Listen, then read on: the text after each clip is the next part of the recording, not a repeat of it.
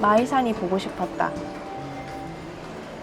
에펠탑이 보기 싫어 에펠탑에 있는 식당에 자주 갔다는 기드 무파상의 일화처럼 마이산에 가면 정작 마이산을 볼 수가 없다. 그래서 우리는 마이산에서 가까운 작은 산을 찾았다. 진안터미널 근처에 들머리가 있는 부기산에 오르기로 했다. 마이산은 전북 진안에 위치한 산이다. 그 형태가 이름 그대로 말의 귀를 닮아 독특한 모습을 하고 있다. 진안에 들어서면서부터 마이산의 모습이 보인다. 순마이봉과 안마이봉, 두 봉우리가 양쪽으로 솟아오른 독특한 모습에 시선을 무한정 빼앗긴다.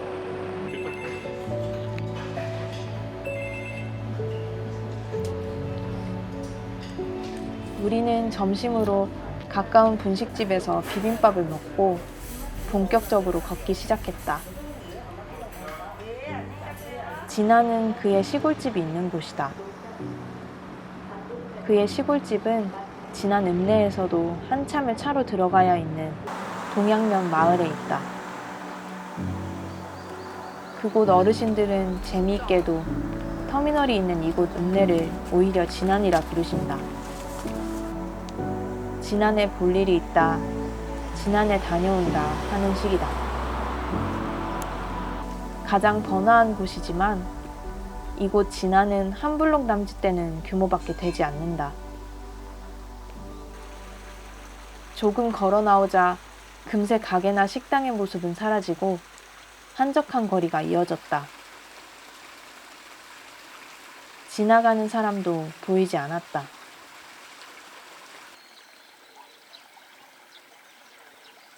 진안 부기산은 사람들이 많이 찾지 않는 작은 산이라 지도에서는 들머리를 찾기 쉽지 않았다.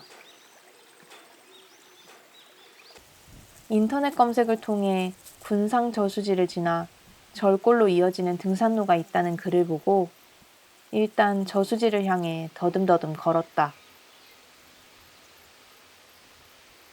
저수지를 지나 조금 더 걸어 들어가면 주차장이 나오고 그 너머에 부기산 들머리 표지판이 보인다. 우리는 그곳을 통해 부기산 등산로로 들어섰다.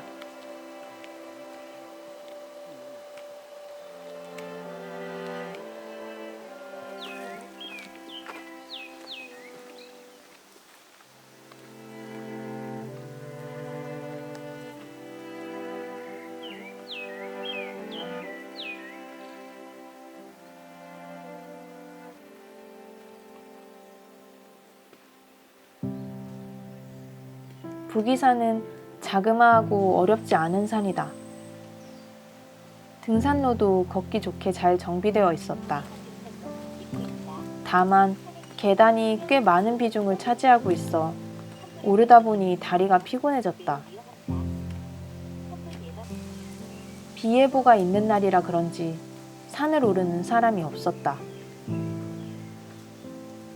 우리는 아무도 없는 조용한 산을 둘이서 걸었다.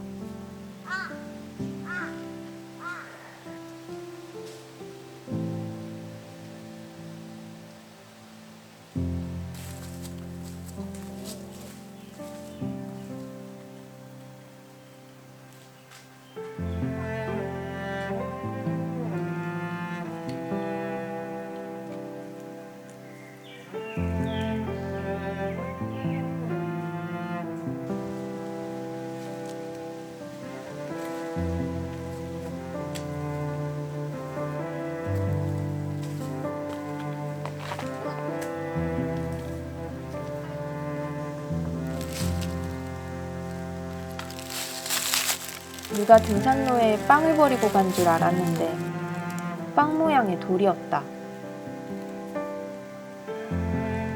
길섭에 독특한 형태의 바위가 있어 손으로 더듬어 질감을 느껴보았다. 등산은 이렇게 자그마한 것들로도 재미를 찾는 시간이다. 계단을 오르느라 지쳐갈 때쯤 흙길이 잠시 끊어져 있고 포장도로가 나타났다. 이 길로 차가 다닐 수 있다니 조금 허무한 기분이 되었다. 아마 근처에 절이 있어서 그곳으로 이어진 도로인 것 같았다. 우리는 다시 건너편 등산로로 들어섰다. 이제 정상이 얼마 남지 않은 것 같았다.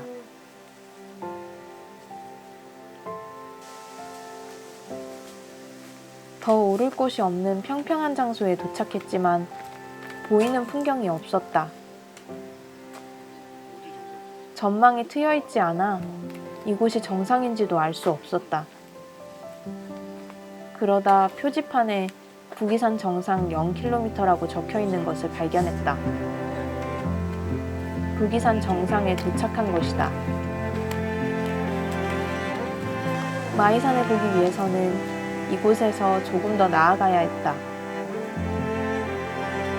우리는 옆으로 난 길을 따라 아래로 내려갔다.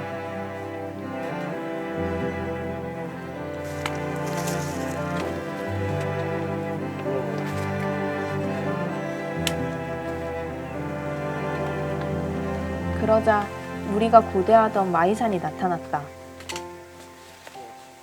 말의 귀를 닮은 신비로운 형상의 마이산. 그는 태국의 암벽이 떠오른다고 했고, 나도 흔히 볼 수 없는 마이산의 모습에서 이국적 정치를 느끼고 있었다.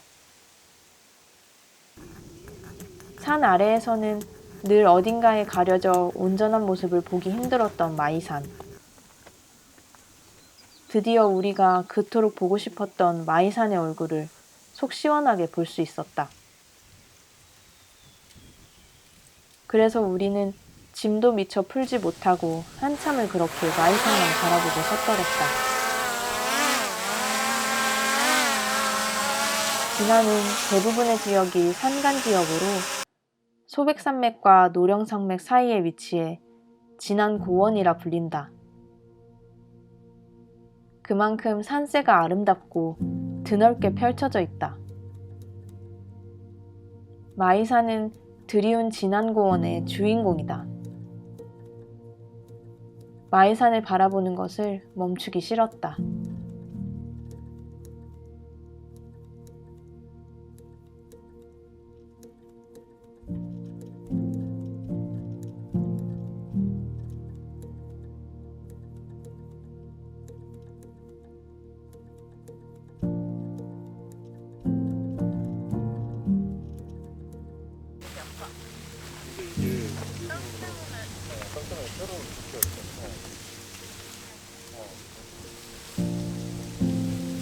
비 소식이 있고 해질녘이 되어 텐트를 치기로 했다. 망치로 쓸 적당한 돌멩이가 없어 누군가 난간에 올려둔 세모난 돌을 이용해 팩다운을 했다. 그렇게 누군가의 작은 흔적을 받아 쓴다는 것이 재미있다는 생각이 들었다.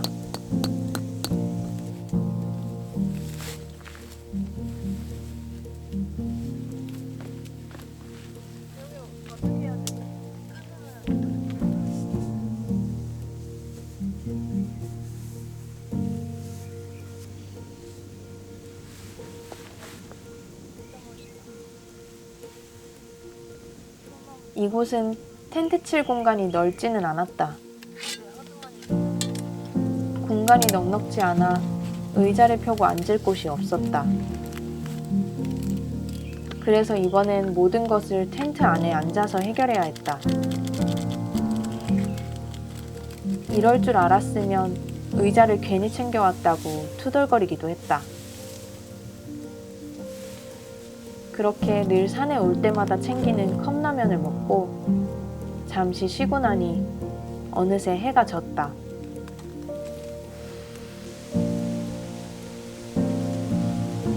깜깜한 텅 빈 산에서 텐트를 밝히자 랜턴 불빛이 유난히 밝게 느껴졌다.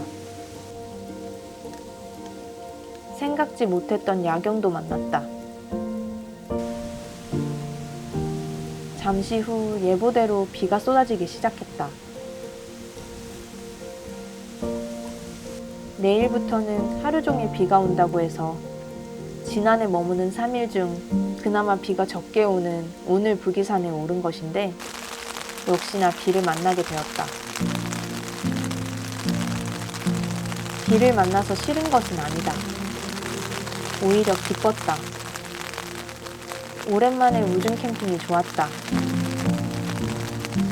텐트 안에서 빗소리를 듣고 있는 것은 언제나 포근하고 편안하다.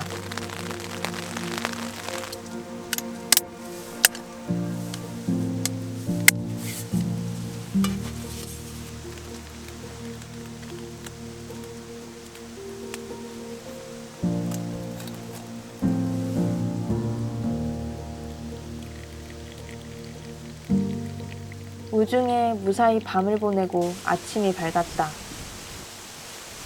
다행히 비는 아침에 잠시 그쳐 우리가 짐을 정리할 시간을 내주었다. 그는 사실 이곳에 하루 종일 있고 싶었다고 했다. 하지만 비가 더 쏟아질 것 같아서 어쩔 수 없이 서둘러 하산 준비를 할 수밖에 없었다. 마침 텐트가 적당히 마를 정도의 시간 동안 비가 내리지 않았다. 날씨가 우리를 배려해주는 것 같았다.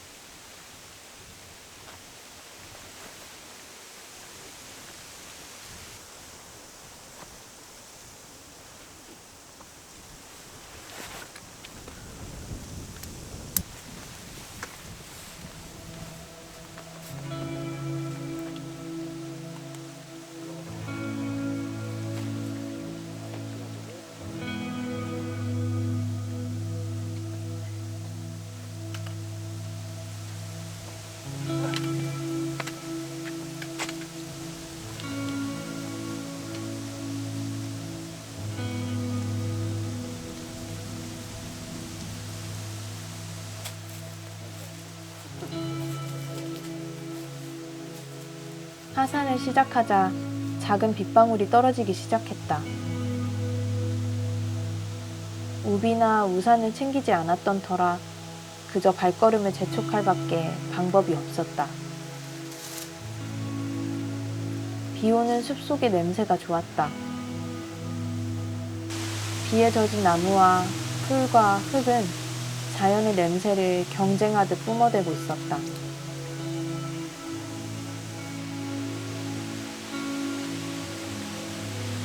비는 우산 없이도 맞으며 걸을 수 있을 만큼 딱 그 정도의 비만 내렸다. 덕분에 하산길이 덜 힘든 것처럼 느껴졌다. 수분기 머금은 잔잔한 바람이 선선해 걷기 좋았다. 그동안 비 오는 날은 아무것도 할 수 없는 것이 싫었다. 집에만 머물며 창밖만 멍하니 바라보곤 했다. 하지만 백패킹을 시작하고 자연에서 시간을 보내며 비가 오는 날도 얼마든지 움직일 수 있다는 걸 알게 되었다. 조금 번거롭지만 비 오는 날 옷이 젖어가며 걷고 머무는 것은 또 다른 추억을 남긴다. 뒷정리를 걱정하는 것보다 지금 당장 하고 싶은 것을 해야 한다고 생각한다.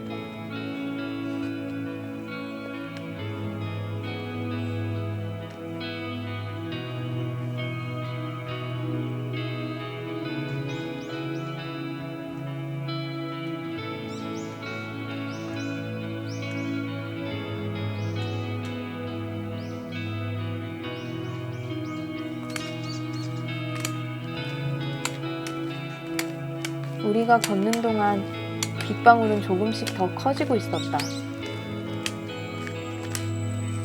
서둘러야 하는데도 우리는 길가에 놓인 자연이 만든 풍경들에 자꾸만 눈길을 빼앗겨 버렸다. 예를 들면 번개를 맞았는지 바짝 말라버린 키 큰 고목 같은 것들 말이다.